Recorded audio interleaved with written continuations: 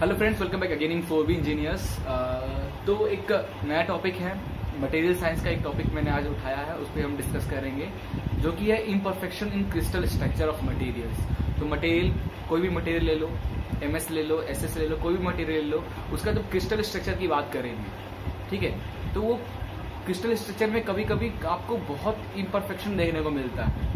वो है क्या इम्परफेक्शन? एक तरीके का डिफेक्ट है, मटेरियल में डिफेक्ट हो जाता है because of some plasticity, forging के कारण, मटेरियल पे फोर्जिंग जो आप करते हो उसके कारण, हीट ट्रीटमेंट करते हो मटेरियल के उसके कारण।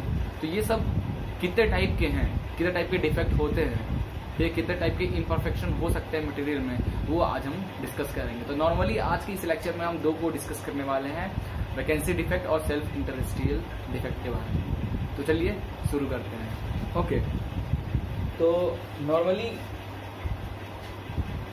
पॉइंट डिफेक्ट हमारा पहला इम्परफेक्शन है मटेरियल का। डिफेक्ट जो मटेरियल, किसी मटेरियल में डिफेक्ट आता है, सबसे पहले पॉइंट डिफेक्ट। तो इसको करने से पहले ना हम थोड़ा सा क्रिस्टल स्ट्रक्चर की ओर चलते हैं और थोड़ा सा उसके बारे में हम समझते हैं, ठीक है। क्योंकि हो सकता है कि आपको क्रिस्टल स्ट्रक्चर के बारे में पता ना हो, तो ये सब आ सकते हैं। तो सबसे पहले वो हम देखते हैं, उसके बाद हम ये दो टॉपिक को कवर करेंगे।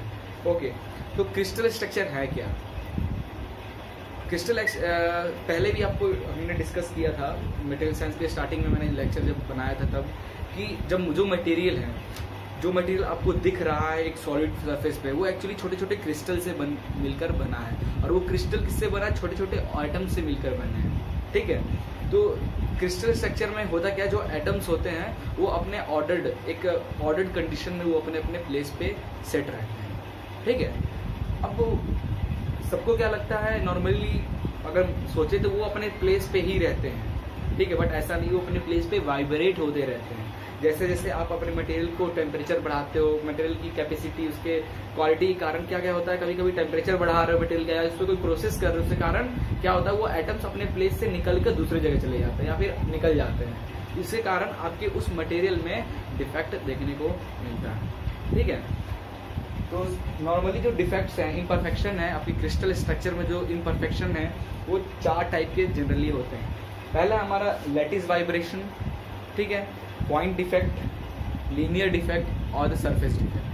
कभी कभी क्या होता है, क्रिस्टल के सरफेस पे ऐसा डिफेक्ट देखने को मिलता है, लीनियर उसके जो पैटर्न्स बने एटम्स के, उसमें डिफेक्ट देखने को मिलता है। जो एटम जिस प्लेस पे है उस प्लेस से निकल के चला जाता है, उसकी जगह पे कोई और आ जाता है, कुछ इम्प्योरिटी आ जाते हैं, ये पॉइंट डिफेक्ट में आएगा।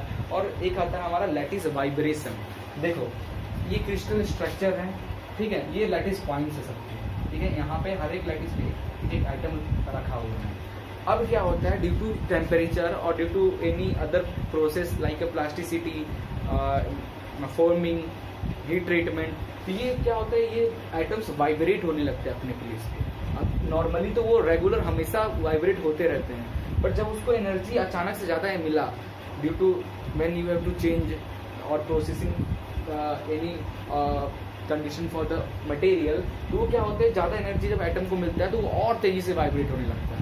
जब वो और तेजी से वाइब्रेट होता है तो वो अपना प्लेस छोड़कर चला जाता है, फिर अपने किसी इंटरस्टिशियल साइट में जाकर सेट हो जाता है। तो ये आपको क्रिस्टल में ऐसे डिफेक्ट मिलेंगे, ठीक है। तो सबसे पहले स्टार्ट करते हैं पॉइंट डिफेक्ट से। लैटिस वाइब्रेशन एक ऑल्सो इम्परफेक्शन है, एक टाइप का इम्परफेक्शन होता है कि आपको बहुत नॉर्मली वाइब्रेट करता है, जब एनर्जी उसको मिलती है, या फिर वो थर्मल एनर्जी हो, चाहे चेंजिंग डेंसिटी के कारण, तो वो अपने प्लेस पे और तेजी से वाइब्रेट होने लगते हैं, ठीक है। उस वाइब्रेशन के कारण पॉइंट डिफेक्ट हो सकता है, सरफेस डिफेक्ट हो सकता है, लीनियर डिफेक्ट हो सकता है। ये सब डिफेक्ट आपको मटेरियल में मिलेंगे। तो सबसे पहले हम डिस्कस करेंगे पॉइंट डिफेक्ट। तो पॉइंट डिफेक्ट में ओवरऑल हमारा 6 टाइप के पॉइंट डिफेक्ट होते हैं किसी क्रिस्टल स्ट्रक्चर में। पहला है हमारा vacancy defect, self interstitial interstitial impurity defect, impurity के कारण जो मटेरियल में डिफेक्ट आता है, सब्स्टिट्यूशनल इम्प्योरिटी डिफेक्ट, फ्रैंकल डिफेक्ट और स्कॉटिंग डिफेक्ट। तो ओवरऑल 6 डिफेक्ट हम पॉइंट डिफेक्ट में देखेंगे। तो सबसे पहले हम नॉर्मली इस लेक्चर में वैकेंसी डिफेक्ट और सेल्फ इंटरस्टिशियल डिफेक्ट के बारे में देखते हैं। वैकेंसी डिफेक्ट में क्या होता है, ये लैटिस पोजीशन है हर एटम का, स्ट्रक्चर का। ये हमने स्ट्रक्चर को जूम किया तो ऐसा कुछ दिख रहा है, एटम्स दिख रहे हैं सब अपने अपने पोजीशन पर, क्लियर। तो ये लैटिस प्लेस है, हर एक एटम का लैटिस प्लेस, ठीक है।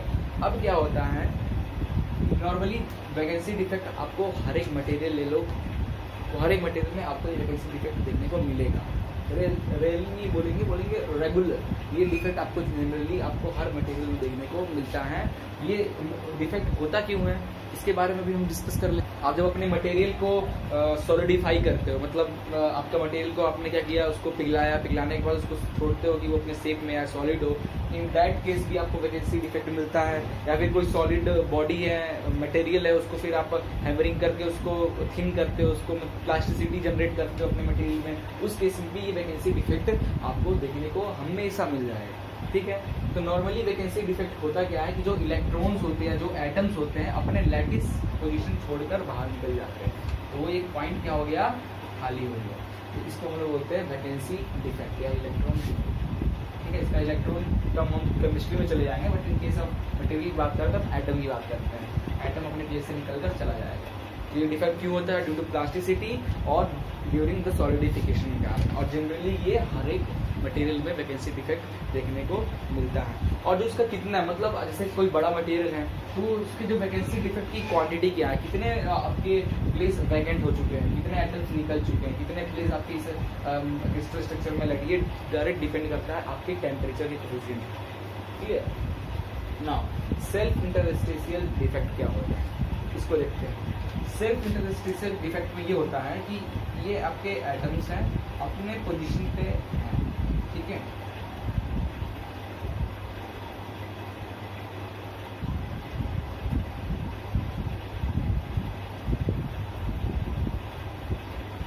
ठीक है, इसमें ये होता है, इसमें वैकेंसी डिफेक्ट की तरह काम नहीं करता। वैकेंसी डिफेक्ट में एक प्लेस ही वैकेंट हो जाता है। यहाँ के एटम देखो, यहाँ एक एटम होना था ना, ये एटम निकल कर चला गया।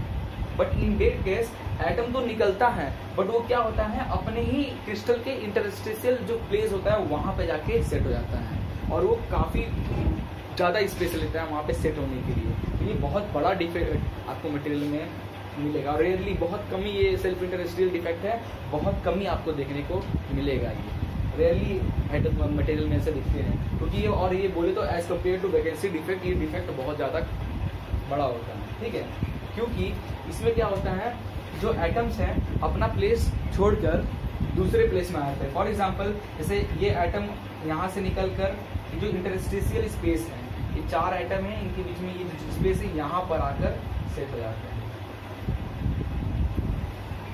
ठीक है, तो ये ज्यादा स्पेस चारों एटम के बीच में जबरदस्ती घुस गया। ठीक है, तो ज्यादा स्पेस जनरेट करता है। ड्यू टू दिस ये डिफेक्ट थोड़ा बड़ा हम मानते हैं। अब देखो इंटरस्टिशियल स्पेस क्या होता है। 2 या 4 एटम के बीच का जो स्पेस होता है, 4 एटम ऐसे अटैच है, 1 2 3 4, ये जो स्पेस है ये इंटरस्टिशियल साइट भी हम बोलते हैं।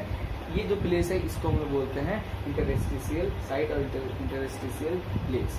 यहाँ पे जब आपका डिफेक्ट के कारण ये भी जो होता है, ये भी सॉलिडिफिकेशन प्लास्टिसिटी के कारण मटेरियल के में ये प्रोसेस के कारण ये डिफेक्ट आपको देखने को मिलेगा। और रेयरली ये देखने को मिलता है, नॉर्मली ये नहीं मिलता है। नॉर्मली आपको वैकेंसी डिफेक्ट आपको हर मटेरियल में मिल जाएगा। ओके, तो एक टॉपिक और डिस्कस कर लेते हैं। एक और डिफेक्ट हम पॉइंट डिफेक्ट का एक और सब डिफेक्ट देख लेते हैं, that is called interstitial defect. ठीक है, सेल्फ का यहाँ मतलब था, सेल्फ इंटरस्टिशियल मतलब क्रिस्टल का खुद ही का एटम निकलकर इसके इंटरस्टिशियल साइड में जाके सेट हो जाता है, ये defect. But in case of interstitial defect में यहाँ पे क्या होता है, जो आपके एटम्स होते हैं, ठीक है, और जो क्रिस्टल होते हैं आपका, फॉर एग्जांपल क्रिस्टल्स के एटम्स हैं ऐसे अरेंज हैं, एक लीनियर पैटर्न में अरेंज,